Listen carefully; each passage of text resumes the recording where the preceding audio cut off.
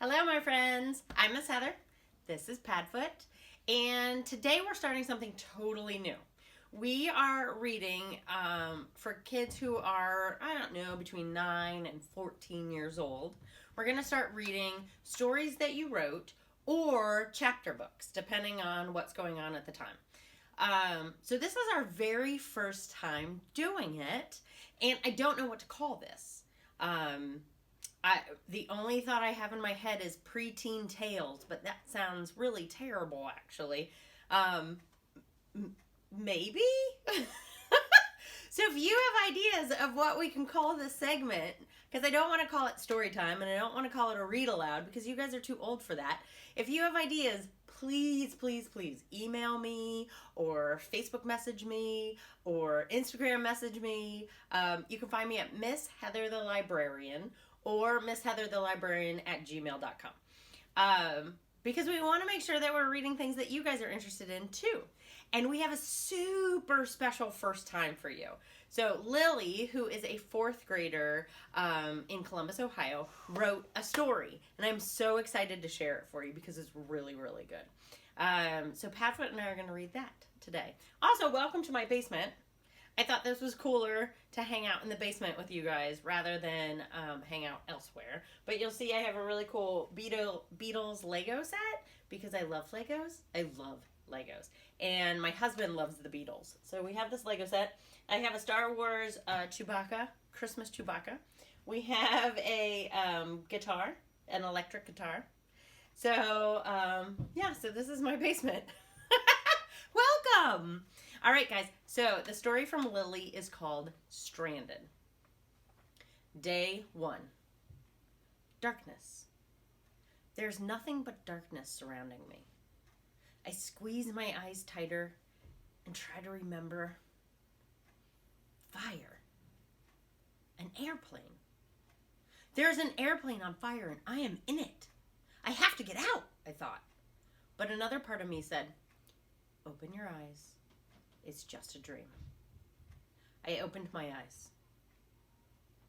I was on a beach, an island. I stood up and looked around. Palm trees swayed on the sand, and pine trees towered high in the distance. There was a strange gurgling sound, and I realized it was my stomach. I looked around some more and looked up at the palm trees. Coconuts, I thought. Perfect! Started climbing and eventually got to the top. I knocked down the coconuts and slid back down to the sandy beaches. After I ate, I started heading towards the pine trees. When I got closer, I realized that they weren't pine trees at all, but maple trees. I took the leaves and made shoes. For some reason, I didn't have any shoes on. And a bag. I found some long, sturdy vines and tied them around a tree and covered them with palm tree leaves that I had harvested back at the beach. I made the flooring, door, and walls out of mud, sticks, and leaves. I crawled inside and lied down. I closed my eyes and went to sleep. I don't think I really faced the fact that I was terrified. I always watched those survival TV shows back at home, but this was real. The people on TV had a choice if they wanted to quit or keep going. For me, I didn't have an option.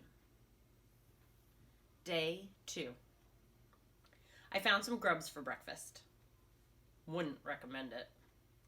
I needed to get a fire started so I could cook things. Around noon, I finally got a fire and had lunch. Grilled fish that I caught in a river. After lunch, I heard a rumbling sound again. Only this time it wasn't my stomach. A storm was perfectly placed over the horizon, coming straight at me. I quickly gathered more fallen palm tree leaves and covered my hut with them. But I forgot the fire. I rushed back to the beach and gathered the dry wood. I ran as fast as I could back to my shelter. A big tree fell right in front of me and cut off the path to my leaf and mud home. I got back in one piece. I waited out the storm, thinking about how I got there. A plane. To somewhere. It got struck by lightning and caught fire. I was the only survivor. I thought about how I was isolated, deserted on this island, alone. Not in the world, but alone on this island. Day 5. The past 3 days have been uneventful. I ate more coconuts, fish, frogs, and lizards. I made more knives out of rock and vines. I will not lie. I'm frightened. Frightened that a tribe of Indians would jump out and ambush me. Frightened that a big bear or lion will appear behind me and eat me. Frightened that I could die any second. I know that my death will be on this island. But I will stick to my plan. I will not dread the past or fret about the future. I will only worry about the present and what is happening right now. Day 7. A week. I've spent a week on this island. 2 days ago, I explored the island. I spent the whole day walking and walking. That night, I collapsed in my leaf bed.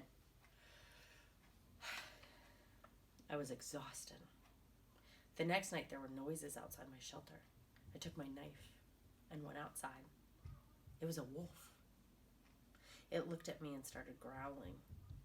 From out behind it crawled 2 wolf pups. I threw my knife into my hut and squatted down so I was shorter than the wolf. I was assuming she was a mama wolf, stopped growling and looked down at her pups. She made a soft wolf noise and strode into the woods with her pups at her ankles. Today I set a trap. Well, actually, I set 5. 2 were big tree traps and the other 3 were small rock traps. I hope something will get trapped. Maybe a bunny or a fox. Now I am searching for some dry wood for the fire. Then I hear a noise in the bushes. I think it's the wolf, but it's not. I step back away from the bushes when, bam, a wooden trap falls on me. I hear yells and screams. I look around. The trap, it's fairly new. No traces of wetness from the storm. I think, I know what is happening a little bit, but I don't want to say it. Humans. Day 31. A month has passed, and a lot with it. The Indians trapped me. They thought I was an animal. They took me to their camp and made me the leader. After 2.5 weeks, I finally told them that I couldn't be their leader. Me, no rule you now, I said. They started yelling. Calm, calm, everything all right. A little Indian girl came up to me and asked, then who rules us now? Who lead us? You will lead yourselves, I say. And then I left. The past 3 days I've spent hunting, crafting, sleeping, and wondering if I will ever get off this island. Day 33. Anna, homework first, then you can play video games, I say to my daughter, Anna. Yeah, I'm home. Yesterday I made 10 more big fires. The smoke went up into the air as I waited. An hour passed, and sure enough, a helicopter landed. I got in and probably thanked the man 1,000,000 times for saving me. I told him the whole story and a little more. When we finally got back home to New York, I grabbed a taxi and set off home. When I knocked on the door and Anna answered it, we both started crying. I had never been so happy to see her in my entire life. So that's it. That's my story. About making my own shoes and tools, about climbing trees to get food, about braving the weather, not being eaten by a wolf, and not dying. I thought my death would be on that island, but it wasn't. I assumed, and I was wrong. I learned something on that island too. Never give up. The end. Lily, this was fantastic. Thank you for sharing this. Guys, I hope you enjoyed our very first segment of this Storytime, Read Aloud, Preteen Tales, as it were. Seriously, if you have a better name, let me know. And Lily, thank you for sharing this. This is amazing. Guys, if you have anything that you want to share, I would love to read it. I'm going to look for a chapter book to read aloud next, and we'll see what happens. So we'll do this every week. Cool? All right. Oh my gosh, it's so good to see you guys. Remember, I like you just the way you are, and I love you too. Bye.